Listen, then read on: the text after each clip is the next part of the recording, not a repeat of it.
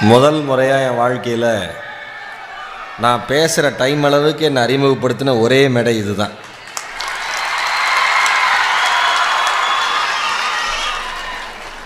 கருவறையிலே கால்பதித்த நாள் தொட்டு மேடையிலே பூரிப்போடு நிற்கின்ற இற்றை நாள் வரை நான் போகிற வழி எங்கும், நான் போகிற ஊரெங்கும் துணைக்கு தன்னுடைய இதயத்தையும் அனுப்பி வைக்கிற என்னுடைய தாய் தந்தையரின் பாதங்களை பணிந்து என்னுடைய பணியை துவங்குவதிலே மிகப்பெரிய மகிழ்ச்சி அடைகிறேன். கே ராமகிருஷ்ண குரூப் ஆஃப் இன்ஸ்டிடியூஷனுடைய இந்த ஆண்டு விழாவிற்கு சிறப்பு விருந்தினராக என்னையும் அழைத்த இந்த கல்வி குழுமத்தினுடைய மரியாதைக்குரிய அன்பு சகோதரர், சேர்மன், அன்பு அண்ணன் திரு ராமகிருஷ்ணன் அவர்களுக்கும், இறுதி நேர அழைப்பை இனிமையாக ஏற்று இங்கு வந்து இன்முகத்தோடு அமர்ந்திருக்கிற மரியாதைக்குரிய சகோதரர் ஸ்ரீகாந்த் பாலசுந்தரம் அவர்களுக்கும், மேடையில் அமர்ந்திருக்கிற நம் கல்வி குழுமத்தினுடைய இரு கல்லூரி முதல்வர்களுக்கும், பேராசிரியர்களுக்கும் மற்றுமுள்ள முக்கிய பிரமுகர்களுக்கும், தன் குழந்தைகள் படிப்பினுடைய உச்சம் வேலை என்று நினைத்து படிப்பை சேர்த்து அந்த வெற்றியை இந்த தருணத்தில் பார்த்து மன மகிழ்வோடு அமர்ந்திருக்கிற அத்துணை பெற்றோர்களுக்கும், பிளேஸ்மெண்ட் ஆன சகோதரர்களுக்கும் சகோதரிகளுக்கும், பிளேஸ்மெண்ட் ஆகாமல் என்ன பண்ண போகிறோன்னு முழித்து கொண்டிருக்கிற என் இனத்தை சார்ந்த அன்பு நண்பர்களுக்கும், இந்த கல்வி குழுமத்தை சார்ந்த அத்துணை வாகன ஓட்டுநர்களுக்கும் அலுவலக பணியாளர்களுக்கும் என்னுடைய இனிமையான மாலை வணக்கங்கள். ரொம்ப ரொம்ப மகிழ்ச்சி. எனக்கு என்ன மகிழ்ச்சி, எல்லோரும் கொஞ்சம் எங்கள் சேனல்லே சொல்லுவாங்க, ஈரோடு மகேஷ் கொஞ்சம் ஆட்டிடியூடான பர்சன், கொஞ்சம் திமிரு பிடிச்சவன் அப்படின்னுங்கிறது என்னை பற்றிய வெளியில் இருக்கிற பொதுவான கருத்து. இதை நான் மறுப்பு சொல்கிறதே இல்லை. ஏன்னா கஷ்டப்பட்டு யாருடைய உதவியும் இல்லாமல் தன்னம்பிக்கையை மட்டுமே மையமாக வச்சு தட்டு தடுமாறி எந்திரிச்சு நின்று ஓட ஆரம்பித்து சிகரத்தை தொட்ட ஒருத்தன் திமிராக இருக்கிறது வாழ்க்கையில் தப்பே இல்லைங்கிறது என்னுடைய கருத்து. திமிராக இருக்கலாம், ரொம்ப அழகாக இங்கே ஆங்கிலத்தில் சொல்லுவாங்க, ஆட்டிடியூட் டிசைட் யுவர் ஆல்டிடியூட். உங்களுடைய மனப்பான்மை உங்களுடைய உயரத்தை தீர்மானிக்கும் என்பது கருத்து. எனக்கு தெரிஞ்ச ஒரு இன்ஜினியரிங் காலேஜோட சேர்மேன் ரொம்ப சிலர் தான் இவ்வளோ அழகாக பேசி நான் கேட்டிருக்கேன். அதில் அண்ணன் ஒருத்தர் ரொம்ப இயல்பாக அழகாக பேசுனீங்கண்ணே, எனக்கு ரொம்ப பிடிச்சிருந்தது. நான் பிரின்சிபல் பக்கத்தில் கூட சொன்னேன், சார் என்ன சார் எப்படி பேச, அவர் சூப்பராக பேசுவார் சார் அப்படின்னார். அவரே நம்ம இப்போ கிட்டத்தட்ட நான் சொல்ல வந்ததில் 4-5 பாயிண்ட்டை நான் பாட்டு பென்சில் வச்சு அழிச்சிக்கிட்டே இருக்கேன். அண்ணன் சொல்லிட்டாப்புல அடுத்து நம்மால் அறிமுகப்படுத்துகிறப்ப எங்கே அவர் அவ்வளோ அழகாக தமிழ் பேசினார். மிக அருமையான தமிழ் உச்சரிப்பு. எனக்கு தெரிஞ்சு பொறியியல் கல்லூரிகள்லேயும் மருத்துவக் கல்லூரிகள்லேயும் தான் இப்போல்லாம் நல்ல தமிழை கேட்க முடியுது. ஏன்னா தமிழ் மேலே இருக்கிற ஆர்வம் உங்களுக்கு இயல்பாக இருக்குது. எனக்கு அது பிரமிப்பாக இருக்குது. எப்பயுமே அவ்வளோ அழகான தமிழ் பேசுகிற ஆட்கள். தமிழ் மன்றம் இருக்குன்னாரு, ஏங்கிட்டு இருக்கா சார்? சூப்பர் சார், பண்ணணும் சார், கண்டிப்பாக அவசியம் பண்ணணுண்ணே நீங்கள் சேர்மேன் சார். அடுத்த ஆண்டு வந்து தீவிரமாக தமிழ் மன்றம். ஏன்னா இன்றைக்கி பொறியியல் படித்தவர்களுடைய உதவி நிறைய தமிழ் மொழிக்கு தேவை, நிச்சயமாக தேவை. அது இன்னும் போக போக நீங்கள் படித்து அடுத்தடுத்த உயரங்களை தொடரப்ப அன்றைக்கி ஈரோடு மகேஷனை சொன்னாப்லே அப்படிங்கிறதுக்கான அர்த்தம் உங்களுக்கு தெரியும். நிறைய பேர் நம்மளை கிண்டல் பண்ணுறது இந்த வார்த்தையை தமிழில் பேச முடியுமா, இந்த வார்த்தையை உங்களால் தமிழில் சொல்ல முடியுமா, இதற்கு மாற்று வார்த்தைகள் சொன்னால் நல்லா இருக்குமா அப்படின்லாம் கேட்குறாங்க. அம்மாவை கடைசி வரைக்கும் நம்மளால் அம்மான்னு தானே கூப்பிட முடியும். மொழியை மொழியாக பேசுவது என்பது அவ்வளோ இயல்பான ஒரு விஷயம், அதில் சிரமமே கிடையாது. அதில் என்ன கடினமான விஷயம், சுற்றி இருக்கிறவங்களாம் சொல்லி நம்ம இதை காலி பண்ணதானே வெளியே, மற்றபடி ஒன்றுமே இல்லை. ரொம்ப அழகாக சொன்னார் சேர்மன் சார் பேசுகிறப்ப. இங்கே நிறைய பேர் கிட்டத்தட்ட 770 பேரா இன்றைக்கி பிளேஸ்மெண்ட் ஆனது. 770 பேர் பா. நான் வந்தோன்னே இந்த பேரண்ட்ஸ் இவங்கெல்லாம் நின்றுட்டு இருந்தாங்க. எனக்கு இந்த வெள்ளம் வந்தப்போ சென்னையில் நான் அப்போ தான் அங்கே தான் இருந்தேன். இப்படி தான் வரிசையில் நின்று நாங்கள்லாம் உணவு பொட்டலம்லாம் வாங்கினோம். என்னடா அது கஜாப்பையில் பாதிக்கப்பட்டவங்க வரிசையாக வர மாதிரி இவ்வளோ பெரிய பிளேஸ்மெண்ட்னால் நிறைய கல்லூரிகள் நான் போயிருக்கேன், டக்குன்னு முடிஞ்சிடும். பிளேஸ்மெண்ட் ஆரம்பித்து நான் வந்தோன்னே இன்னும் எவ்வளோ பேர், 400 முடிஞ்சிருக்குங்க, இன்னொரு 370 இருக்குங்கன்னு நாங்கள் பகீர்னுச்சு. 770 பேருங்கிறது மிகப்பெரிய சாதனை. அதற்கு இங்கே இருக்கிற பேராசிரியர்களுக்கும் பிளேஸ்மெண்ட் ஆஃபீஸருக்கும் என்னுடைய வாழ்த்துக்கள். மிகப்பெரிய சாதனை.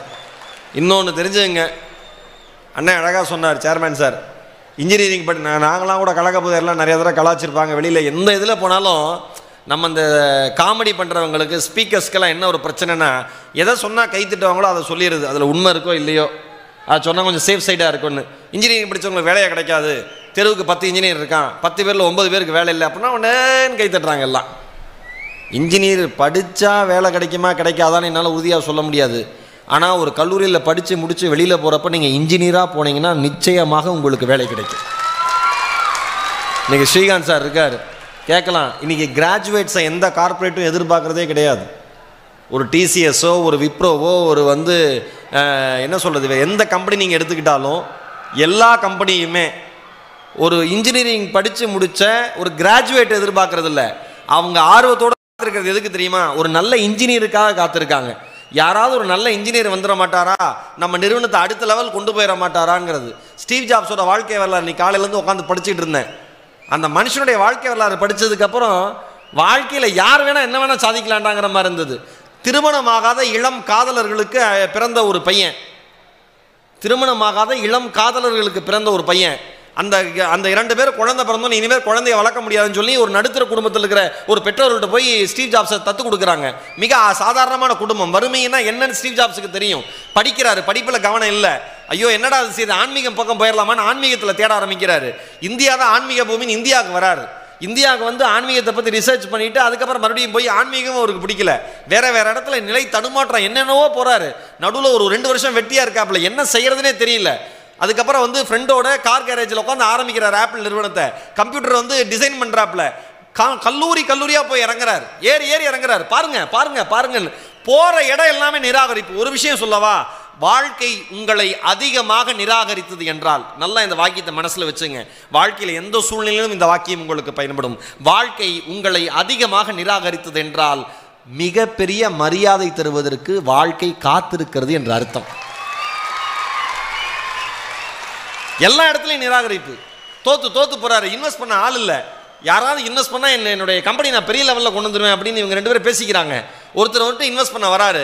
ஆப்பிள் 2 கம்ப்யூட்டர் லான்ச் ஆகுது, பயங்கரமான சக்ஸஸ். ஊர்பட்ட எங்கே பார்த்தாலும் அந்த ஆப்பிள்ங்கிற பேச்சு தான்.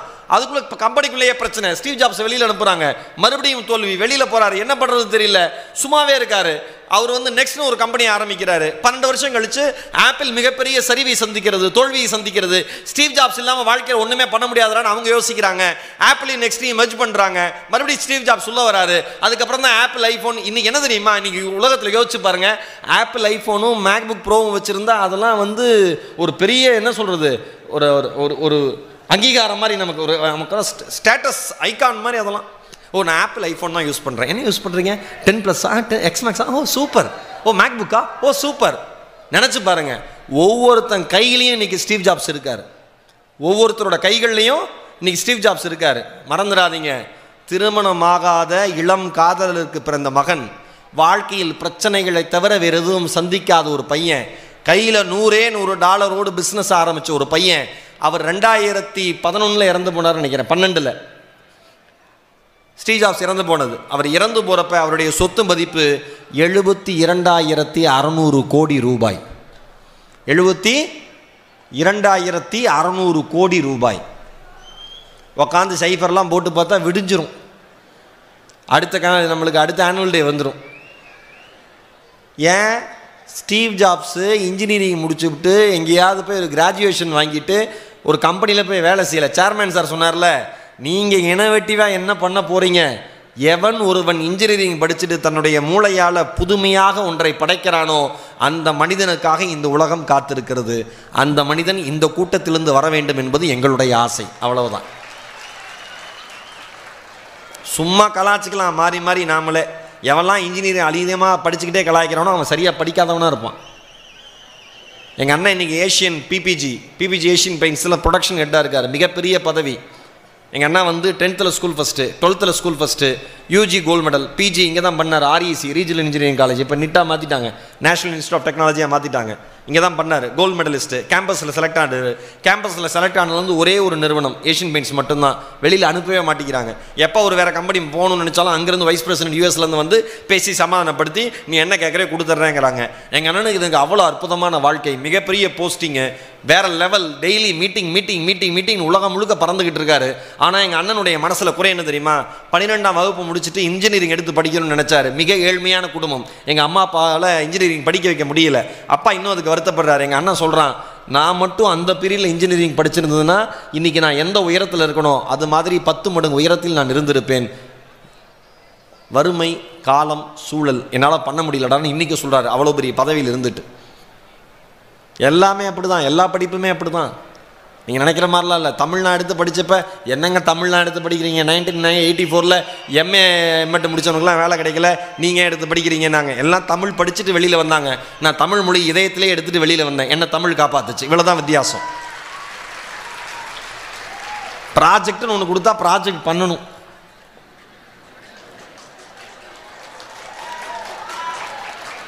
ப்ராஜெக்ட்னு ஒன்று கொடுத்தா ப்ராஜெக்ட் பண்ணணும். ப்ராஜெக்டை பார்த்து ப்ராஜெக்ட் பண்ணக்கூடாது. ப்ராஜெக்டை பார்த்து ப்ராஜெக்ட் பண்ணாவது பரவாயில்ல, அந்த ப்ராஜெக்டே இவன் ப்ராஜெக்டாக பண்ணுறவன்லாம் இருக்கான். கேட்டால் தெரியாது சார், 10 வருஷம் முன்னாடி பண்ணது யாருக்கு தெரியாது. பிஹெச்டி பண்ணுறவங்களாம் அப்படி தான், அதெல்லாம் கண்டுக்க மாட்டாங்க தலைவா. ரைட்டாக போய் வைவேல் அப்படியே இப்போ கொஸ்டின்லாம் பண்ணி விட்டோம்னா அதெல்லாம் ஓகே ஆயிரும். யார் கண்டுக்கு போகிறா? நம்ம குப்பையாக கிடைக்கும் நம்ம தீசிஸ். அந்த எண்ணத்தில் நம்ம பிஹெச்டி பண்ணோம்னா வேஸ்ட்டே. அந்த இடத்துல நம்ம இன்ஜினியரிங் ப்ராஜெக்ட் பண்ணால் வேஸ்ட் இல்லை. நமக்குள்ளே என்ன திறமை இருக்குது நாம் கண்டுபிடிக்கிறதுக்கு தானே சார் ஒரு ப்ராஜெக்ட்டு. சின்ன வயசில் நம்மளாம் யோசிச்சு பாருங்கள். நான் இப்போ கூட யோசிச்சு பார்ப்பேன். ஏதாவது ஒரு கார் பொம்மை வீட்டில் அம்மாலாம் வாங்கிட்டு வந்து கொடுத்தாங்கன்னா திருவிழாவில், ஈரோடு மாரியம்மன் திருவிழாவில் முதல்ல அந்த காரை தனித்தனியாக கழட்டி போட்டுருவோம். வாங்கிட்டு வந்து அம்மா அப்பாவுக்கு வயிறு எறி, இப்போ தான்டா வாங்கினேன்டா, 10 நிமிஷம் கூட ஏன்டா இப்படி பண்ணுற டே அப்படின்னா அடிச்சுக்குவாங்க வாயிலையும் வயிற்றுலையும். நம்மளாம் அப்போ அவ்வளோ ஆர்வமாக இருந்தோம். ஒரு விஷயத்தை கழட்டி பார்த்து மறுபடியும் மேட்ச் பண்ணி மறுபடியும் ஓட வச்சுருவோம். அதே ஆள் தான் இன்ஜினியரிங் வரப்போ அப்படியே பார்க்குறான். தம்பி ஃபியூஸ் போயிடுச்சுப்பா, பல்பை மாற்றுப்பானா பார்க்குறான். அது கஷ்டம்மா. ஏன் கஷ்டம்? இல்லை என்னன்னு தெரியலையே, அதுக்கு தான் இன்ஜினியரிங் படிக்க வச்சேன் பாரு. ஒரு பல்பை மாட்ட முடியல நம்மால். அதில் சோக்கு போயிருக்கா, என்ன பல்பு ஃபியூஸாக போயிருக்கா, என்ன பிரச்சனை, போக மாட்டேங்கிறான். ஒன்றுமே படிக்கலை. ஒரு எலக்ட்ரிஷியன் தெருவில் இருக்கார், வராரு, 30 ரூபா வாங்குறாரு, டப்பு ஜோக்கை கழட்டுறாரு, மாட்டுறாரு, 2 வயரத்து இருக்கிறாரு, முடிஞ்சிடாரு, லைட்டு போட்டு எரிஞ்சிருச்சு. உடனே நம்ம பையன், வெரி குட் ப்ரோ, நாளைக்கு எனக்கு எக்ஸாம், நல்ல வேலை காப்பாற்றுனீங்க. அவர் கேட்குறாரு, என்ன படிக்கிறீங்க? இன்ஜினியரிங். நடைமுறை வாழ்க்கையோடு சேர்ந்த ஒரு பிடிப்பு, ஒரு படிப்பு நமக்கு இருக்கணும். நாம் எதையுமே படிக்கிறது எதையுமே இம்ப்ளிமெண்ட்டே பண்ணுறதில்ல. அதில் நம்ம தெளிவாக இருக்கும். படிக்கணும், மார்க் எடுக்கணும், படிக்கணும், மார்க் எடுக்கணும், படிக்கணும், மார்க் எடுக்கணும். உங்களுக்கு சொல்லித்தர பேராசிரியர்களுக்கு, ஆசிரியர்களுக்கு நல்லா தெரியும். இதில் எவன் வெறும் வேலைக்கு மட்டும் போவான், எவன் தொழிலதிபராக மாறுவான், எவன் இனோவேட்டிவாக கண்டுபிடிப்பான்னு அவங்களுக்கு தெரியும். அவங்க ஓரளவுக்கு தான் சொல்ல முடியும். அதுக்கு மேலே ரொம்பலாம் முயற்சி பண்ண முடியாது. ஒரு மாணவன்கிட்ட சரியான ஆர்வம் இருந்தால் அந்த மாணவனை எடுத்து கொண்டு வரதில் பேராசிரியர்களுக்கு இணை பேராசிரியர்கள் தான். அப்துல் கலாம் எல்லா இடத்துலையும் சொல்கிற விஷயம் அதுதான். நான் எல்லா மேடையிலையும் சொல்கிற விஷயம் அதுதான். சிவசுப்பிரமணியன் ஒரு மனிதர் இல்லைன்னா அப்துல் கலாம்ங்கிற ஒரு மனிதன் நீ கிடையாது. 5வது படிக்கிறப்ப பறவை எப்படிங்கயா பறக்குதுன்னு கேட்டார். பறவை பறக்கும் விதத்தை பற்றி பாடம் எடுத்து முடிச்சுட்டு சிவசுப்பிரமணியன் கேட்டிருக்காரு ஆசிரியர் அவர்கள். அப்பா புரிஞ்சுதாப்பா அப்படின்னு இருக்காரு. உடனே அப்துல் கலாம் கிளாஸில் இருக்கிற அத்தனை பேருமே, ஐயா கிளாஸில் இருக்கிற அத்தனை பேருமே, புரியல சார். புரியலையாப்பா, சரி வாங்க எல்லாம் போகலாம் அப்படின்னு ராமேஸ்வரம் கடற்கரை போய் பறவை பறக்கிற விதத்தை காமிச்சிருக்காரு. இங்கே பாருப்பா இப்படி தான்ப்பா பறக்குது. Super sir. எல்லோரும் போகிறாங்க, சூப்பர்னு சொல்லிட்டு அப்துல் கலாம் மட்டும் இவர் சிவசுப்பிரமணியன் அவருடைய கைகளை பிடிச்சிட்டு, இந்த மாதிரி மனிதனும் பறக்க முடியுமா ஐயா அப்படின்னு கேட்டிருக்காரு. மனிதன் நினைத்தால் அங்கே திருகிற வானத்தை தாண்டி பறக்க முடியும். மனிதனுடைய ஆற்றல் அப்படிப்பட்டதுன்னார். அந்த ஒரு வார்த்தை அப்துல் கலாம் சாதித்ததற்கான காரணம். வாழ்நாள் முழுக்க அவரை நினச்சிக்கிட்டு இருந்தாரே, என்ன வேணால் பண்ணலாமே, ஒரு புதிய தேடுதலோடு வாழ்க்கையை வச்சுங்களேன். நான் வந்தோம், நீங்கள் பிளேஸ்மெண்ட் பற்றி என்னென்னு சும்மா ஜென்ரலாக கேட்டுக்கிட்டு இருந்தேன். நான் முன்னாடியே வந்ததுனால என்னென்னு தெரிஞ்சுக்கணும்னு கேட்டுட்டு இருந்தேன். அப்போ ஒரு ஃபிசிக்கலி சேலஞ்சு பர்சன், அன்பு நண்பர், அன்பு தம்பி பாலாஜி அவரோட பேருன்னு சொன்னாங்க. ஃபஸ்ட்டு அவர் தான் கிராஜுவேஷன் மேலே அவர் தான் பிளேஸ்மெண்ட் டிசிஎஸில் பிளேஸ் ஆகிருக்காருன்னு சொன்னாங்க. அந்த பாலாஜி பிளேஸ் ஆனதுக்கு காரணமாக இருந்த பாலாஜிக்கும் வேலை கொடுத்த நிறுவனத்தையும் தாண்டி அந்த பாலாஜி வந்து செல்வதற்கும் இந்த இடத்தை தொடுவதற்கும் காரணமாக இருந்த அவர்களுடைய நண்பர்களை பாராட்டுவதற்கு நான் கடமைப்பட்டிருக்கிறேன். ஏன்னா நான் ஸ்கூலில் படிக்கிறப்ப இதே மாதிரி ஒரு பையன் இருந்தான். அந்த பையனை மாறி மாறி நாங்கள் எல்லாம் தூக்கிட்டு வருவோம். ஒரு ஸ்டேஜுக்கு மேலே அவங்க அம்மா அப்பா அந்த பையனோட படிப்பை நிறுத்திட்டாங்க. இன்றைக்கி பாலாஜி டிசிஎஸில் பிளேஸ் ஆகிருக்கிறப்ப எனக்கு தோணுது, ஒருவேளை நாமும் கொஞ்சம் உதவி பண்ணியிருந்தா அவனும் இந்த மாதிரி பெரிய ஆளாக வந்திருப்பான்ல, அவன் இப்போ எங்கே இருக்கான்னு தெரியலையேன்னு என் மனசாட்சி உள்ளே இருக்கிறப்ப எல்லாரும் சுற்றி சிரித்து பேசிகிட்டு இருந்தாங்க. என் மனசுக்குள்ளே அது மட்டும்தான் ஓடிக்கிட்டே இருந்துச்சு. யோசிச்சு பாருங்கள், ஒரு ஃபிசிக்கலி சேலஞ்சு பர்சன் டிசிஎஸில் பிளேஸ் ஆகிறாரு, ஏன் நம்மளால் ஆக முடியல? பிளேஸ்மெண்ட் ஆகாதவங்களாம் யோசிச்சு பாருங்கள். ஒரு விஷயம் சொல்லவா? இப்போ அண்மையில் ஒரு செய்தி, நாகை மாவட்டம் குத்தாலம், அது பக்கத்தில் வந்து மேக்ரிமங்கலம்னு ஒரு சின்ன கிராமம், குடிசை வீடு. கொஞ்சம் இப்போ அடிக்கிற காதோட கொஞ்சம் வேகமாக காதடிச்சு அந்த குடிசை வீடு பறந்து போயிடும். அந்த வீட்டில் பாரதின்னு ஒரு பொண்ணு பிறக்கிறா, பெண் குழந்தை. பாரதின்னு பேர் வைக்கிறாங்க. பெரிய சிந்தனைகளோடு அந்த குழந்தை வளரணும்னு சொல்லிட்டு ரொம்ப ஆசையாக வளர்க்குறாங்க அந்த பாரதியை. ஆனால் உடல் வளர்ச்சி குறைபாடோடைய அந்த குழந்தை வளருது. உடல் வளர்ச்சி குறைபாடோடைய அந்த குழந்தை வளருது. இன்றைக்கி அந்த பொண்ணுக்கு 18 வயசு, யூஜி ஃபஸ்ட் இயர் படிக்குது கவர்மெண்ட் காலேஜில் மயிலாடுதுறையில். பொருளாதாரம், பிஏ பொருளாதாரம் படிக்குது, எக்கனாமிக்ஸ் படிக்குது. ஆனால் 2.5 அடி தான் உயரம். 2.5 அடி தான் உயரம். ஸ்கூலுக்கு போக மாட்டேம்மா, எல்லோரும் என்னை கிண்டல் பண்ணுறாங்க, என்னால் போக முடியலன்னு அந்த குழந்தை அழுகுது. பள்ளிக்கு போன காலகட்டத்தில் அந்த அம்மா சொல்கிறாங்க, நீ ஏன் கவலைப்படுற? என் வயிற்றுலேருந்து பிறந்த உன்னை வந்து படிக்க வைக்க எனக்கு தெரியாதா, வான்னு சொல்லிட்டு. நீங்கள் யோசிச்சு பாருங்க, அத்தனை பேரும் நிறைய பெற்றோர்கள் வந்துருக்கீங்க, நிறைய ஸ்டூடெண்ட்ஸ் இருக்கீங்க. ஒரு பெண் குழந்தையை அல்லது ஒரு ஆண் குழந்தையை, நம் குழந்தையை ஒரு பெற்றோர்கள் 1 ஆண்டு இடுப்பில் சுமக்கலாம், 2 ஆண்டு இடுப்பில் சுமக்கலாம், அதிகபட்சம் 5 ஆண்டுகள் கூட இடுப்பில் சுமக்கலாம். பாசத்தினுடைய மிகுதியால் 18 வருஷம் தன் இடுப்பிலேயே சுமந்து 12வது படிக்க வச்சு இன்னைக்கு யூஜி ஃபஸ்ட் இயர் வரைக்கும் அந்த அம்மா கொண்டு வந்திருக்குன்னா ஒரு பெண்ணினுடைய சாதனைங்கிறது எவ்வளோ பெரிய சாதனை பாருங்க. அந்த அம்மா தேவகி பேட்டி கொடுக்குறாங்க பாலிமர் சேனலில். அந்த நியூஸ் நான் பார்க்குறேன், புல்லரிச்சு போச்சுங்க எனக்கு. அந்த அம்மா சொல்லுது, சின்ன வயசில் அவளை தூக்கிட்டு போவேன், எனக்கு ஈஸியாக இருந்ததுங்க. இன்றைக்கி வந்து காலேஜ் போகிறா, புத்தகங்கள் அதிகமாக இருக்குது. ஒரு பக்கம் புத்தகம், ஒரு பக்கம் என் பொண்ணு, இன்னொரு பக்கம் அவளுக்கு சாப்பாடு, எனக்கு சாப்பாடு. ஏன்னா அந்த கிண்டர் கார்டனில் குழந்தைங்களை விட்டுட்டு அம்மாலாம் வெயிட் பண்ணணும், குழந்தைங்க அழுதா கூட்டு போகணும்னு. அந்த மாதிரி தினமும் அந்த அம்மா காலேஜில் விட்டுட்டு அங்கேயே நின்றுக்கிட்டு இருக்கு, உட்காந்துட்டு இருக்கு பக்கத்தில் மரத்துக்கடியில். காலேஜ் முடிச்சோட மறுபடியும் இடுப்பில் வச்சு தூக்கிட்டு போகுது. அந்த என் பொண்ணையும் தூக்கிட்டு இவ்வளோ வெயிட்டையும் தூக்கிட்டு பஸ்ஸில் ஏறி உள்ளே போய் நிற்கிறது எனக்கு கஷ்டமாக இருக்குங்க, அவ்வளோ சிரமமாக இருக்குது. அதுக்கு அந்த செய்தியாளர் கேள்வி கேட்குறாரு, இவ்வளோ சிரமத்துக்கு நடுவில் ஏங்க நீங்கள் பிள்ளையை படிக்க வைக்கிறீங்க? அதுக்கு அந்த அம்மா சொல்லுது, நாளைக்கு என்ன வேணால் ஆகலாங்க எனக்கு, ஆனால் என் புள்ள படித்தா அவள் ஜெயிச்சிருவான்னு எனக்கு நம்பிக்கை இருக்குங்க. என் புள்ள படித்தா அவள் ஜெயிச்சிருவான்னு எனக்கு நம்பிக்கை இருக்குங்க. என் புள்ள படித்தா இவ்வளோ மாதிரி இருக்கிற 4 பிள்ளையை அவள் காப்பாற்றுவான்னு எனக்கு நம்பிக்கை இருக்குங்க. அதனால் படிக்க வைக்கிறாங்க. சிலிர்த்துருச்சுங்க, எனக்கு சிலிர்த்துருச்சு. 2.5 அடி உயரம், உடல் வளர்ச்சி குறைபாடுள்ள அந்த சகோதரி பாரதி சொல்லுகிறாள், எனக்கு லாயர் ஆகணும்னு ஆசை, கண்டிப்பாக ஆவேன்னு சொல்கிறான். 2 அடி கூட சரியாக நடக்க முடியாத அந்த சகோதரி. நமக்கு என்ன அற்புதமான காலேஜ். காலேஜ் ரொம்ப ஸ்ட்ரிக்டாக இருந்ததுன்னா நம்ம ஸ்கூல்னு பேர் வச்சுருவோம்.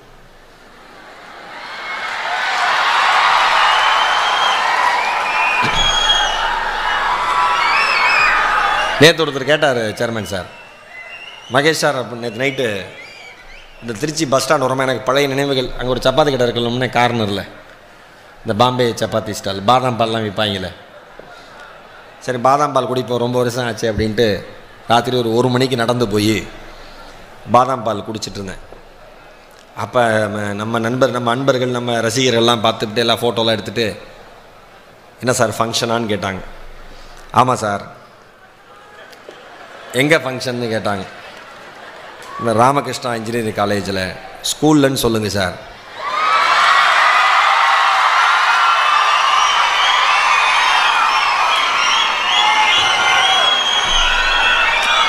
சொல்லிவிட்டு அவர் அடுத்த வார்த்தை சொன்னார், எல்லாரும் அப்படி தான் சார் சொல்லுவாங்க, ஆனால் அங்கே தான் தன்னோட தம்பியும் தங்கச்சியும் மறுபடியும் கொண்டு வந்து சேர்த்துவாங்கன்னாங்க. ஏன்னா எங்கே படித்தா நாம் உருப்பிடுவோன்னு அவனுக்கு தெரியும் சார், அதனால் அங்கே தான் படிப்பாங்க. ஒன்று சொல்லவா, நம்ம தலைமுறைகிட்ட இருக்கிற இளைஞர்கள்ட்ட இருக்கிற பிரச்சனை என்ன தெரியுமா? யாரெல்லாம் கரெக்டாக இருக்காங்களோ அவங்கள நமக்கு பிடிக்காது. அதான் பிளேஸ்மெண்ட் ஆகலை பாவம். பிடிக்கவே பிடிக்காது. அம்மா அப்பா நல்லா டே படுறா தம்பி பிடிக்காது. ஏன்னா அப்பா படிப்பு சேர்த்து விட்டா நீ ஃபீஸ் தானே கட்டுற, படிச்சு பாரு ஒரு நாள். எதுக்கு அம்மா படிக்கணுங்கிறேன்? ட்ரிபிள் இ உட்காந்து எதுக்கு அம்மா படிக்கணும்? இல்லை மெக்கானிக் நீ என்னப்பா என்ன நினச்சிக்கிட்டு இருக்க? இங்கே பாரு சிலபஸ், இங்கே பாரு, நீ இதை முதல்ல தூக்கி பாரு, இந்த புக்கை தூக்கி பாரு. தூக்கிறதுக்கு எவ்வளோ கஷ்டமாக இருக்குது, படிக்கிறதுக்கு எவ்வளோ கஷ்டம் தெரியுமா? அப்பாட்ட நல்லா வியாக்கணமாக பேசுறது. அதுக்கு என்ன அப்பாவுக்கு என்ன தெரியும்? சேர்த்து விட்டா படிக்கணும், அவருக்கு அவ்வளோதான் தெரியும். ஏன் நான் பட்ட கஷ்டம் பிள்ளைங்க படக்கூடாதுப்பா, நல்லா இருக்கணும்னு நினச்சார். பிடிக்காது. காலேஜ் வருமா ஸ்ட்ரிக்டாப்பா, ஃபோன் யூஸ் பண்ணக்கூடாதுப்பா, பொம்பளை பிள்ளைங்களை பார்க்கக்கூடாதுப்பா, ஒழுங்காக ஏறி போங்கப்பா, ஒழுங்காக வாங்கப்பா, பிடிக்காது. ஆனால் இவ்வளோ விஷயம், ஆனால் சமுதாயத்தில் இப்போ அண்மையில் எவ்வளோ விஷயம் நடந்திருக்கு யோசிச்சு பாருங்க. நீங்கள் ஒவ்வொரு விஷயமா சமுதாயத்தில் பொள்ளாச்சி இஷ்யூலேருந்து நீங்கள் ஒவ்வொரு விஷயமா நம்ம தமிழ்நாட்டில், இந்தியாவில், இல்லை உலகத்தில் நடக்கிறப்ப யோசிச்சு பாருங்கள். நம் பெற்றோர்களும் நம் ஆசிரியர்களும் நம் சமுதாயமும் நீ இப்படி இரு நீ இப்படின்னு சொன்னதுக்கான அர்த்தம் கொஞ்சம் கொஞ்சமாக தெரியும். நீங்கள் நிறைய பொண்ணுங்க இருக்கீங்க, நான் சொல்கிறேன், எவன் உங்ககிட்ட நல்லா லட்டு மாதிரி பேசுகிறானோ அவன் தான் விஷம், மறந்துடாதீங்க. நிறைய பொண்ணுங்க ஏமாந்து போகிறதே இதில் தான் பிரச்சனை. உளவியல் மருத்துவர் டாக்டர் ஷாலினி ஒரு இன்டர்வியூவில் சொல்லியிருக்காங்க, ஆண்களுக்கு பெண்களிடம் எப்படி பேசினால் பெண்கள் வீழ்வார்கள் என்று தெரியும், அப்படித்தான் பேசுவார்கள். அம்மாவும் அப்பாவும் நான் சொல்லுவேன் அடிக்கடி, 365 நாளும் 3 வேளையும் கேட்பாங்க, சாப்பிட்டியாமா சாப்பிட்டியாமா சாப்பிட்டியாமா சாப்பிட்டியாமா சாப்பிட்டியாமா. அம்மா கேட்டால் பொண்ணு கோவம், போமா என்ன சும்மா சாப்பிட்டேன்னு கேட்குற, பச்சா சாப்பிட மாட்டேன் அப்படி அம்மாட்ட திட்டி, அம்மா அப்படி திரும்பணும் ஃபேஸ்புக்கில் உள்ளுக்குள்ளே மெசேஞ்சரில் ஹாய் ஹாவ் யுவர் டின்னர் அவன் கேட்டோன்னே நமக்கு டக டக டக டக டக டக டக ஒரு பட்டாம்பூச்சி பறக்கும். நாட் எட் பி லொட்டு லொஸ்கு அது இது அப்படியே இவ்வளோ பெரிய சேட்டு போய் கடைசியில் நம்பர் அமைச்சு கடைசியில் அது வேற எங்கேயோ முடிஞ்சு. மறந்துடாதீங்க, இந்த சமுதாயத்தில் பெண்களுக்கு எதிராக நடக்கக்கூடிய 75% பாலியல் குற்றங்கள் சமூக ஊடகங்கள் வாயிலாகத்தான் நடக்கிறது என்பதை இங்கிருக்கிற பெண்களும் ஆண்களும் தயவு செய்து மனதிலே பதிய வைத்துக் கொள்ளுங்கள். கொஞ்சம் இல்லை, ரொம்ப சீரியஸாக இருங்க. இங்கே இருக்கிற அத்தனை பேருமே அவர் சொன்னார் பாருங்க, என்னென்னவோ லான்ச் பண்ணிட்டோம், ஆனால் ஒரு கூகுள்ங்கிற ஒரு விஷயத்தை எடுத்தால் எவ்வளோ நல்ல விஷயம் வருது. நம்ம நல்ல விஷயத்தை தேடி கண்டுபிடிக்கிறோம். ஒரு யூடியூப் வீடியோவில் பார்த்தா ட்ரெண்டிங்கில் இருக்கிறத பார்த்தா எல்லாம் அபத்தமான வீடியோ. எனக்கெல்லாம் வருத்தமாக இருந்துச்சு. எப்படி இப்படி ஒரு கேப்ஷன் போட்டு ஒரு வீடியோ ஒருத்தன் போடுறான், அதுக்கு இத்தனை 1000 பேர், இத்தனை லட்சம் பேர், எத்தனை வியூவர்ஸ் அப்படின்னா பொள்ளாச்சி இஷ்யூ ஏன் நடக்காது? ஓஷோ ரொம்ப அழகாக சொல்லுவார். இங்கே இருக்கிற அத்தனை பேருமே புரிஞ்சுங்க, தனி மனித வக்கிரங்கள் எல்லாம் மொத்தமாக சேர்ந்து இந்த சமுதாயத்தில் ஓரிடத்தில் நடக்கும்பார் ஓஷோ. தனி மனித வக்கிரங்கள் எல்லாம் மொத்தமாக சேர்ந்து இந்த சமுதாயத்தில் யாரோ ஒருவன் மூலமாக மொத்தமாக நடக்கும்பார். Mentally we are corrupted. மன ரீதியாக நம்ம எல்லாமே மிகப்பெரிய அளவில் பொல்யூட் ஆயாச்சு. வெளியில் பொல்யூஷன்லாம் ஒன்றும் இல்லை, மென்டலி வி ஆர் பொல்யூட்டட்.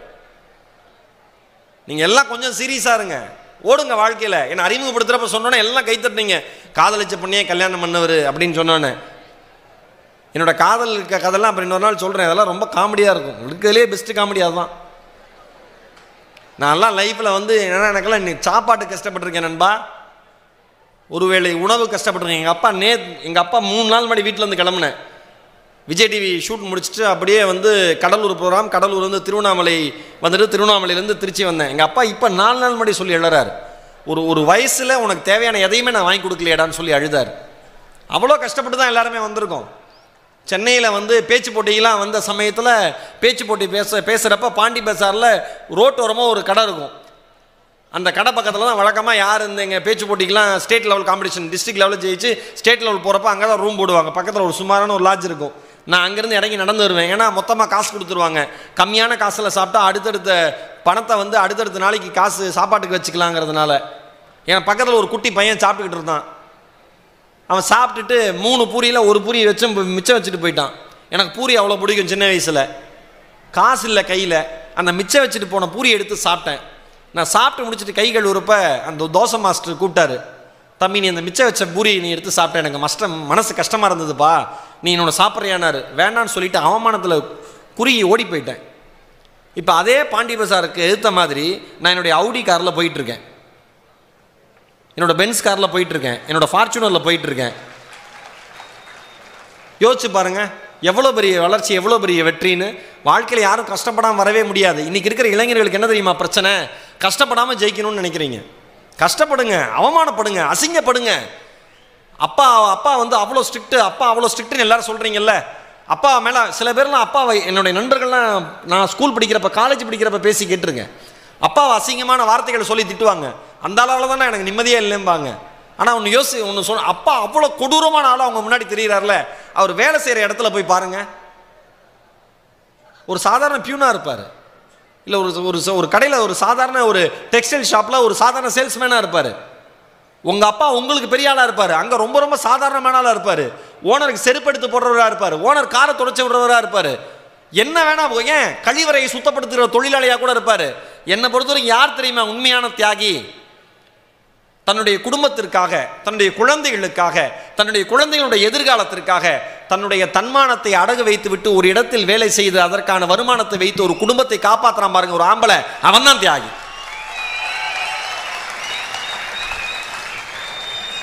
நம்ம யாருக்குமே அது தெரியறதில்ல. ரொம்ப ஈஸியாக ஒன்றும் நீங்கள் படித்து முடித்து வேலைக்கு போய் முதல் மாதம் சம்பளம் வாங்குற வரைக்கும் எல்லாமே உங்கள் அம்மா அப்பா போட்ட பிச்சை.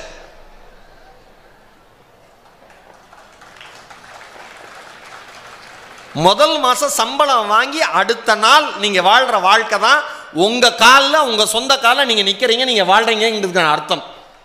சார் நான் பிஇ படித்து முடிச்சிருக்கேன் சார், நான் எம்இ படித்து முடிச்சிருக்கேன் சார், சார் நான் எம்பிஏ படித்து முடிச்சிருக்கேன் சார், சார் நான் வந்து இப்போ வந்து குரூப் 1க்கு ப்ரிப்பேர் பண்ணுறேன் சார். எல்லாம் பண்ணுப்பா. யார் காசு? அம்மா அப்பா காசு. யார் கொடுத்த அறிவு? இன்ஸ்டிடியூஷன் கொடுத்த அறிவு. எல்லாமே கடன், எல்லாமே கடன், எல்லா பக்கமும் கடன். இது திமிருக்கு குறைச்சலே கிடையாது நமக்கு. இந்த 5-6 காலேஜ் பசங்க சேர்ந்து பக்கத்தில் இருக்கிற டீ கடையில் ஏதாவது சிகரெட் குடிச்சிட்டு இருந்தால் நான் யோசிப்பேன், எங்கெங்கே இடி விழுகுது, இவன் தலைவர் இப்பயே விழுந்து இப்பயே போயிடணும்னு நினைப்பேன்.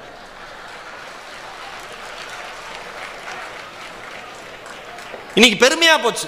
இன்னைக்கு இருக்கிற ஜென்ரேஷனுக்கு குடிக்கிறேன், தம் அடிக்கிறேன்னு சொன்னால் அதெல்லாம் பெருமை. மச்சான் இந்த பார்ட்டியில் போண்டா, குடிச்சண்டா, தம் அடிச்சண்டா அப்படின்னா பெருமை. என்ன பெருமை?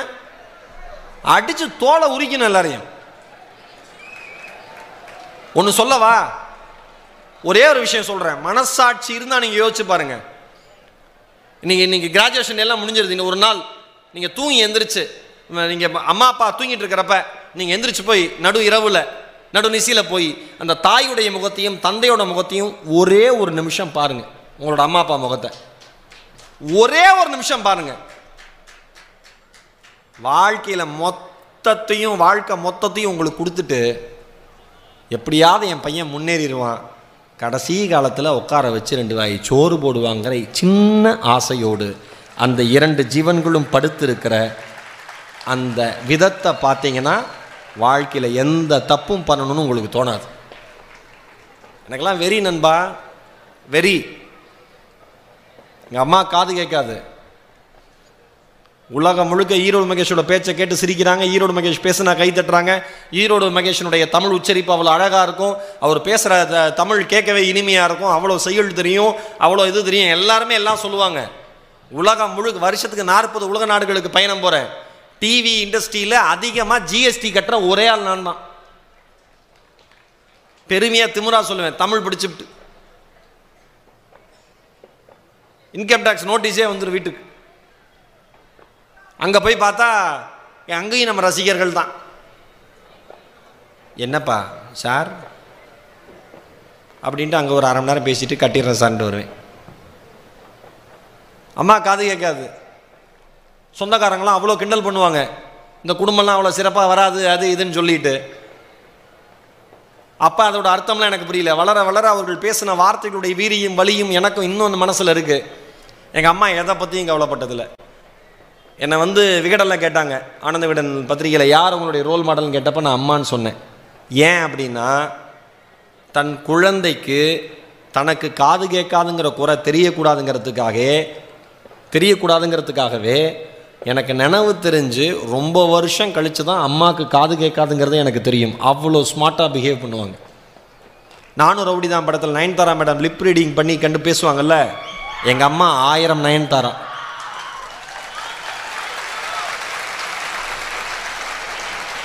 அவ்வளோ ஸ்மார்ட். எனக்கு ஆச்சரியமாக இருக்கும். உலகத்தினுடைய எந்த ஒளியும் என் தாயினுடைய காதுகளுக்குள் சென்றதாய் வரலாறு இல்லை சகோதரர்களே, சகோதரிகளே.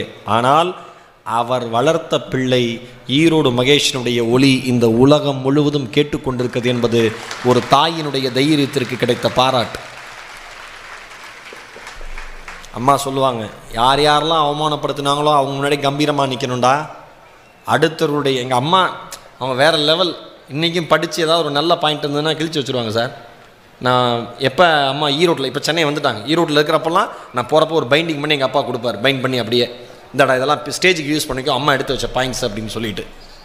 எங்கள் அம்மா சொல்லுவாங்க, அடுத்தவர்கள் உங்கள் மீது செய்கிற விமர்சனத்தை பற்றி கவலையப்படாதீங்க, யார் என்ன விமர்சனம் பண்ணாலும் கவலைப்படாதீங்க. எங்கள் அம்மா சொல்லுவாங்க, நடந்து போகிற காக்கா சட்டையில் எச்சம் போயிடுச்சு என்னடா பண்ணுவேன்னு கேட்பாங்க.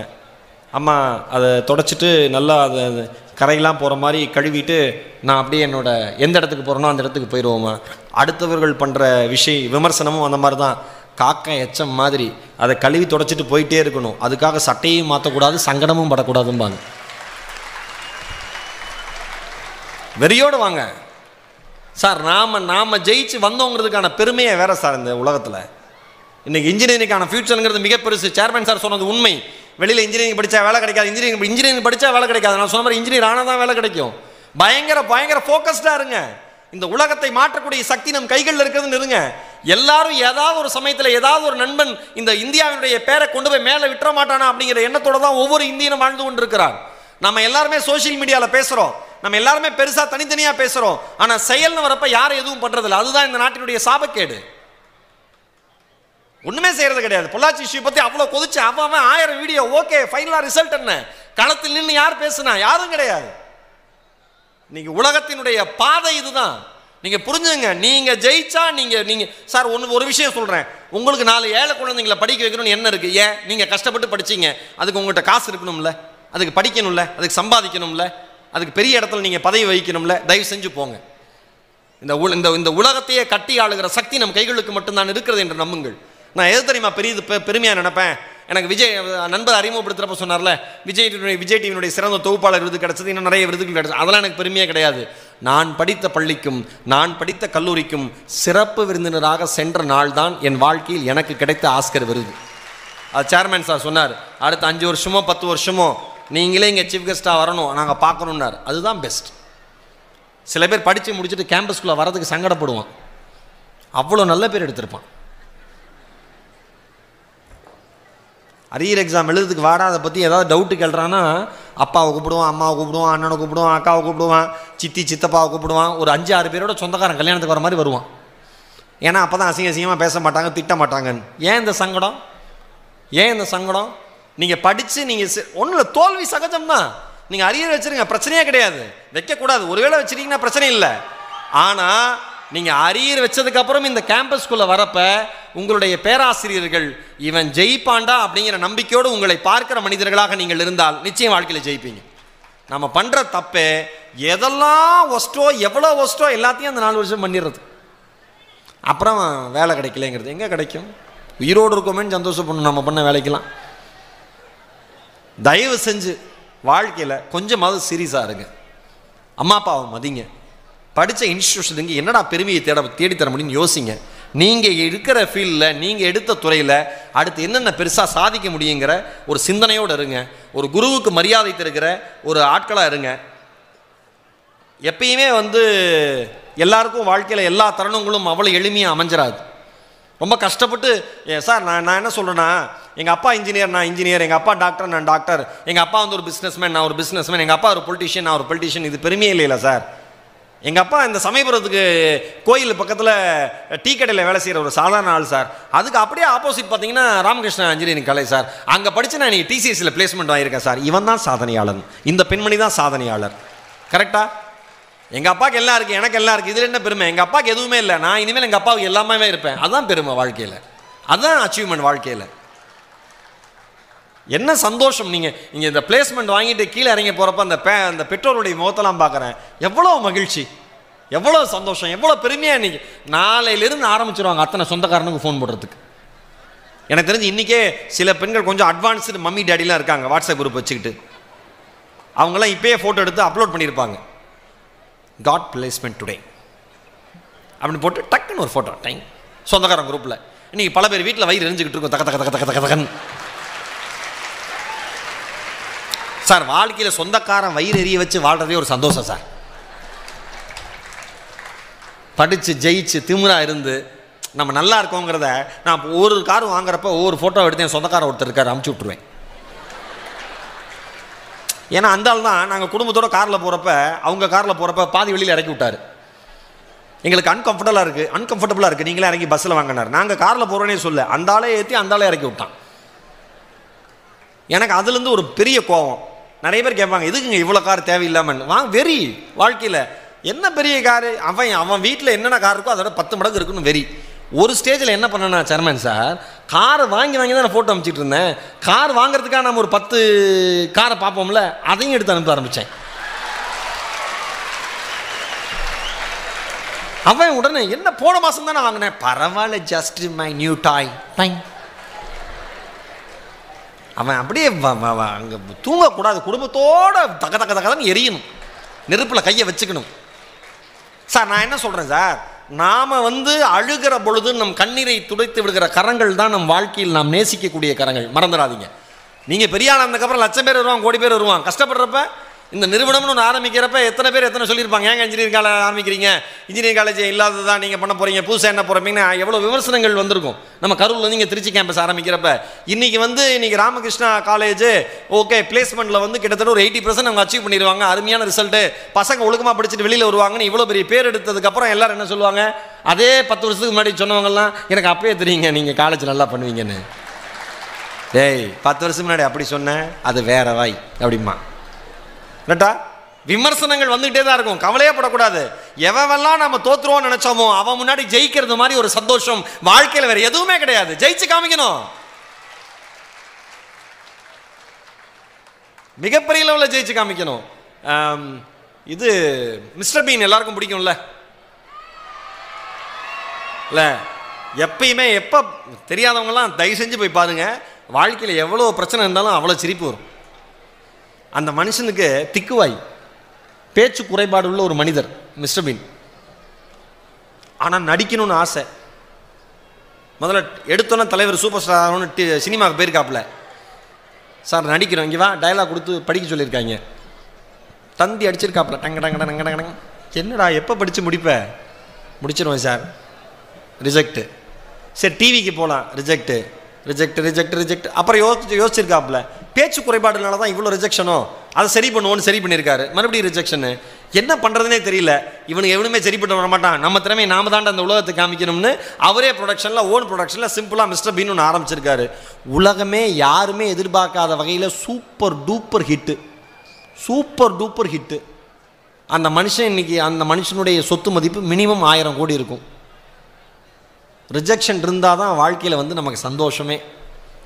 நீங்கள் வாழ்க்கையில் சின்ன சின்ன அவமானங்களுக்கு இன்றைக்கி எல்லாம் ரொம்ப சென்சிபிளாக இருக்கீங்க, பயங்கர சென்சிட்டிவாக இருக்கீங்க. இன்றைக்கி இருக்கிற இப்போ இளைஞர்கள் பார்த்தா ஒரு சின்ன விஷயம், 4 வருஷம் சேர்ந்து படிச்சிருப்பான் அந்த பையன், 4வது வருஷம் ஃபைனல் இயர் ஏதோ ஒரு சின்ன வார்த்தை சொல்லியிருப்பான், 2 பேரும் ஃப்ரெண்ட்ஷிப்பே கட் பண்ணியிருப்பானுங்க. என்னடா சொன்னான்னா அவன் இன்றைக்கி அப்படி சொல்லியிருக்கக்கூடாது, என்னடா சொன்னான் அவன் இப்படி சொல்லியிருக்கக்கூடாது, சரிடா என்னடா சொன்னான் அவன் இன்றைக்கி அப்படி சொல்லியிருக்கக்கூடாது. கடைசி வரைக்கும் என்ன சொன்னாங்கிறது இவனுக்கே மறந்துருக்கும். ஆனால் சண்டை மட்டும் ஞாபகத்தில் இருக்கும், கோபம் மட்டும் மனசில் இருக்கும். தூக்கி போட்டுருங்க ஓரமாக, தேவையே கிடையாது. இன்று புதிதாய் பிறந்தோம்னு புதுசாக லைஃப்பை ஸ்டார்ட் பண்ணுங்க. நண்பர்களை விட்டுறாதீங்க. எல்லா மேடையிலையும் நான் சொல்லுகிற ஒரே ஒரு விஷயம், நண்பர்களை விட்டுறாதீங்க. வாழ்க்கையில் வேற எதுவும் கொடுக்காத தைரியம் நட்பு மட்டும்தான் உங்களுக்கு கொடுக்கும், ஃப்ரெண்ட்ஷிப் மட்டும்தான் கொடுக்கும். நல்ல ஃப்ரெண்ட்ஸாக கூட வச்சுங்க. யார் குடும்பத்தை நேசிக்கிறாங்களோ, யார் அம்மா அப்பாவுக்கு மரியாதை தராங்களோ, யார் ஒழுக்கத்தோடு இருக்காங்களோ அந்த மாதிரி ஃப்ரெண்ட்ஸ்கிட்ட சேருங்க. சில பேர் ஃபோன் வச்சுருப்பான், நம்மகிட்ட ஃபோன் இருக்காது. இந்த ஃபோனில் நீ மெசேஜ் பண்ணி இந்த ஃபோனில் நீ பேசுகிறான்னு சொன்னால் அவன்கிட்ட சேராத, நம்மளை காலி பண்ணிடுவான்னு அர்த்தம். இன்னொன்று இங்கே இருக்கிற பெற்றோர்களுக்கு சொல்கிறேன், இந்த ஸ்மார்ட் ஃபோன்லாம் எதுக்கு நீங்கள் வாங்கி தரீங்க உங்கள் பசங்களுக்கு?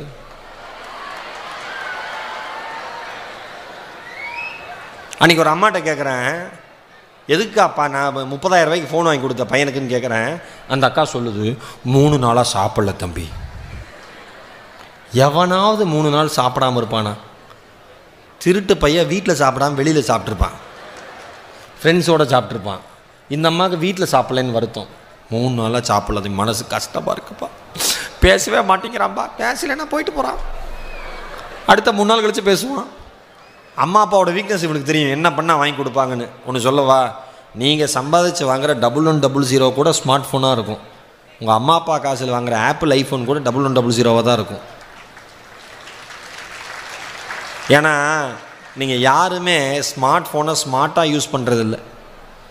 சராசரியாக ஒரு மனிதனுடைய வாழ்க்கை நேரத்தில் சமூக ஊடகங்கள் அவனையும் அறியாமல் ஒரு நாளைக்கு 4 மணி நேரம் சாப்பிடுகிறது.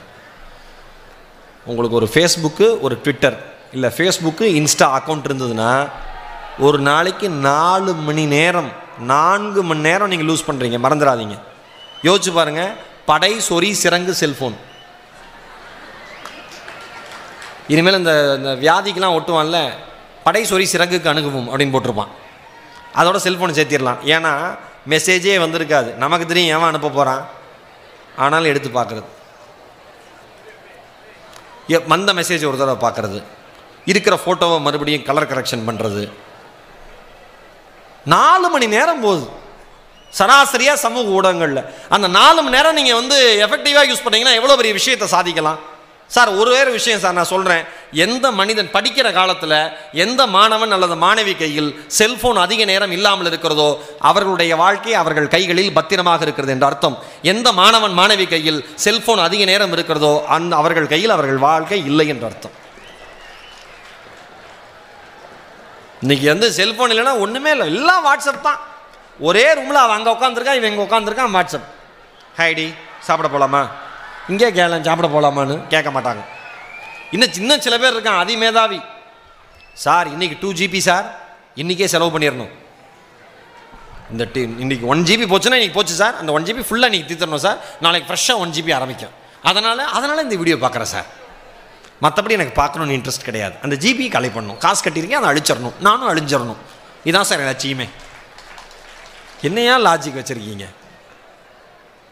எவ்வளோ விஷயங்கள் சாதிக்கிறதுக்கு இருக்குது. நீங்கள் வந்து இப்போ கூகுள் நிறுவனம் வந்து 2016 இருந்துன்னு நினைக்கிறேன், நம்ம இந்தியன் ரயில்வே டிபார்ட்மெண்ட்டோடு சேர்ந்து எல்லா ரயில்வே ஸ்டேஷன்லேயும் ஃப்ரீ வைஃபை வந்து லான்ச் பண்ணாங்க. ரொம்ப அழகாக லான்ச் பண்ணாங்க. எல்லா ஃப்ரீ வைஃபையில் இப்போ நான் தான் சொன்னேன், எங்கேயுமே வந்து சைலண்ட் ப்ளீஸ்னு எழுத போட வேண்டாம், சைலன்ஸ் ப்ளீஸ்னு எழுதி போட வேண்டாம், வைஃபை ஃப்ரீன்னு போட்டால் எல்லாமே நாடே அமைதியாக இருக்கும். எந்த இடத்துலையும் கலவரம் பிரச்சனை வர வேண்டாம்னா வைஃபை ஃப்ரீ. எல்லாம் ஃபோன் எடுத்தானா இப்படியே இருப்பான். எனக்கு தெரிஞ்சு 10 வருஷம் கழித்து சூப்பர் பிஸ்னஸ்ஸு முதுகு கழுத்து சம்மந்தப்பட்ட பிரச்சனைகளுக்கான பிஸ்னஸ் தான். இன்ஜினியரிங் படிச்சிங்கன்னா இப்போ இருந்தே உங்களால் ஏதாவது பண்ண முடியும்னா இப்போ இருந்தே அதை கண்டுபிடிச்சிருங்க. நீங்கள்லாம் வேறு லெவல். இப்போ அவ்வளோதான், எங்கேயோ போயிடுவீங்க பிஸ்னஸில். ஒரு ஆண்டர்பிரினராக மாறினீங்க, இது சம்மந்தமாக ஏதாவது கண்டுபிடிச்சிங்கன்னா. ஏன்னா ஆஸ்பத்திரி போகிற எவனுமே டாக்டர் நிமிந்து பேச வாய்ப்பே இல்லை. டாக்டர் என்ன பிரச்சனைன்னு கேட்பார், சொல்கிறவன் இப்படியே தான் சொல்லுவான், ரொம்ப பின்னாடி பிரச்சனையாக இருக்குது டாக்டர் இப்படி தான் கேட்பார், என்னப்பா பிரச்சனை அப்படிம்பார். அவர் மூஞ்சை பார்க்குறதுக்கே டாக்டர் கீழே போகணும். ஒரு விஷயம் தெரிஞ்சுங்க, இந்த உலகத்தில் ஒரு விஷயம் பரபரப்பாக பேசப்படுதுன்னா அதை வச்சு 10 வருஷம் கழித்து ஒரு மிகப்பெரிய பிஸ்னஸ் இந்த உலகத்துக்கு காத்திருக்குன்னு அர்த்தம். எல்லாமே பிளான்டு, எல்லாமே பிஸ்னஸ், எல்லாமே அரசியல், இதெல்லாம் புரிஞ்சுக்கணும் நம்ம எல்லாமே. பழைய காலத்தில் வாழ்க்கை முறையில் எவ்வளோ சந்தோஷம். அம்மா அப்பா இன்னைக்கு பசங்க அன்னைக்கு பிறந்த 6 மாத குழந்தைக்கு செல்ஃபோன் கொடுத்துட்றாங்க பார். அது பார்த்துக்கிட்டு என்னன்னே தெரியல, கலராக வருது கண்ணில், அப்படியே பார்த்துக்கிட்டு. ஐடியில் ஒர்க் பண்ணுறவனுக்கே வந்து எல்லாருமே என்ன சொல்கிறாங்கன்னா, 20 நிமிஷத்துக்கு மேலே சிஸ்டத்தை பார்க்காதீங்க, கண்ணை பிளிங்க் பண்ணி நீங்கள் இது பண்ணுங்கள், கண்ணை வந்து மூடி திறந்துங்க. ஏன்னா கண்ணில் நீரே இல்லாமல் நீங்கள் பாட்டு சிஸ்டம் திறந்து ஒர்க் பண்ணிட்டு இருந்தீங்கன்னா கண் பாதிப்பு வருங்கிறான். பெரிய நம்ம படித்து முடித்து நல்லா வந்து ஆரோக்கியமாக இருக்கிற 20-22 வயசு பொண்ணுக்கும் பையனுக்கும், 6 மாத பொண்ணுக்கு 1 வயசு பையனுக்குலாம் ஃபோனை கொடுத்து விட்டுறது.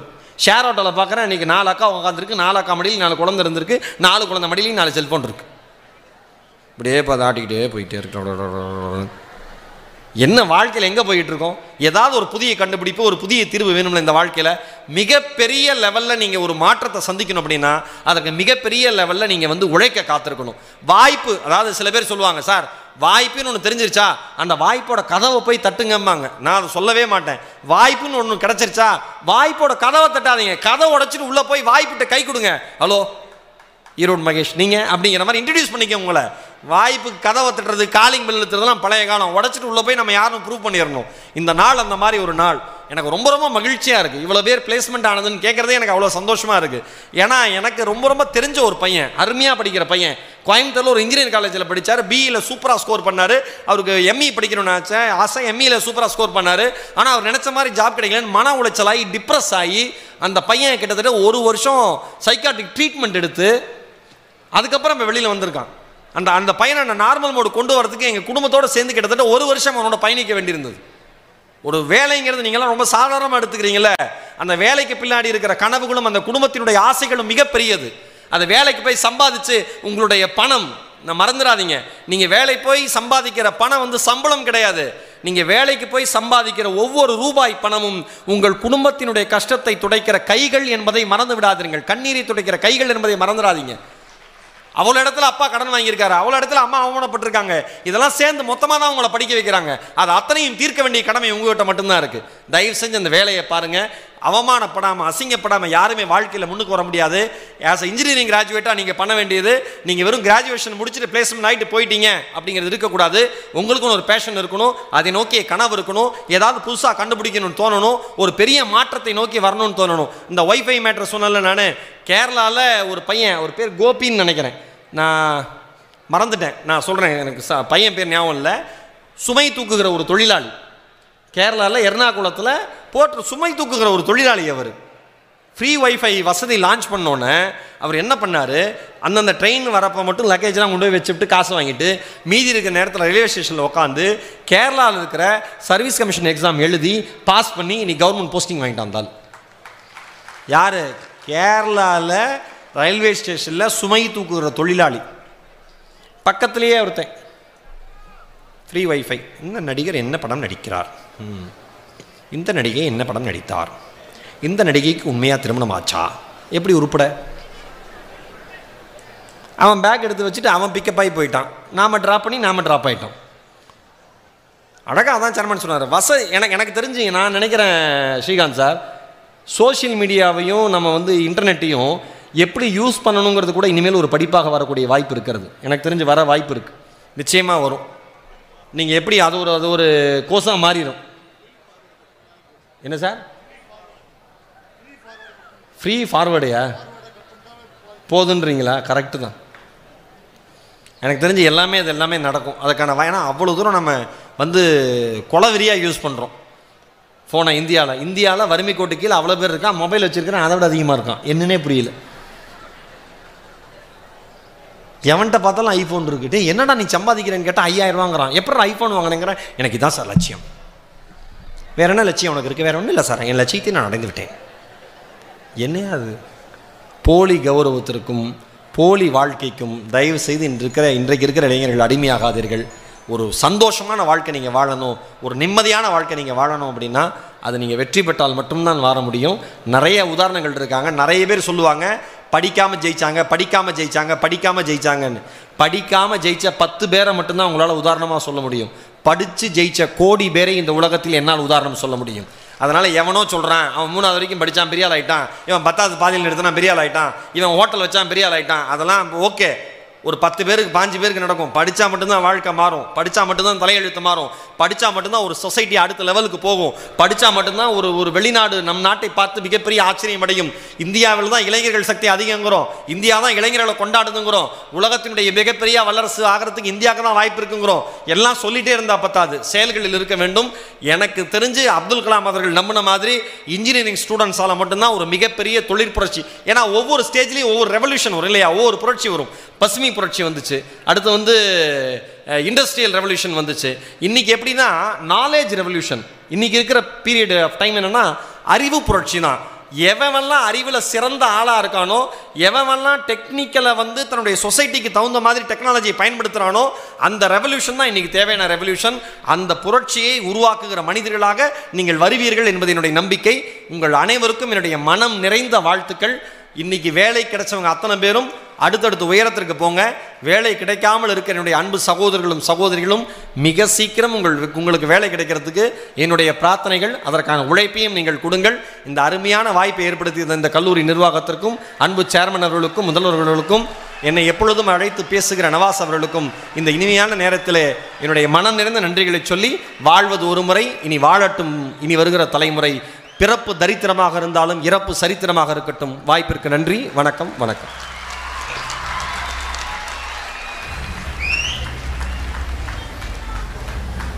உங்களின் வாழ்த்து மலர்களுக்கு நன்றி.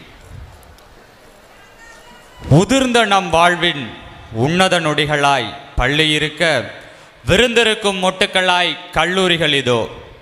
பள்ளி அறை கண்ட உங்கள் பாதங்கள் கனவுகளை எதிர்நோக்கி கல்லூரியில் கால் பதிக்க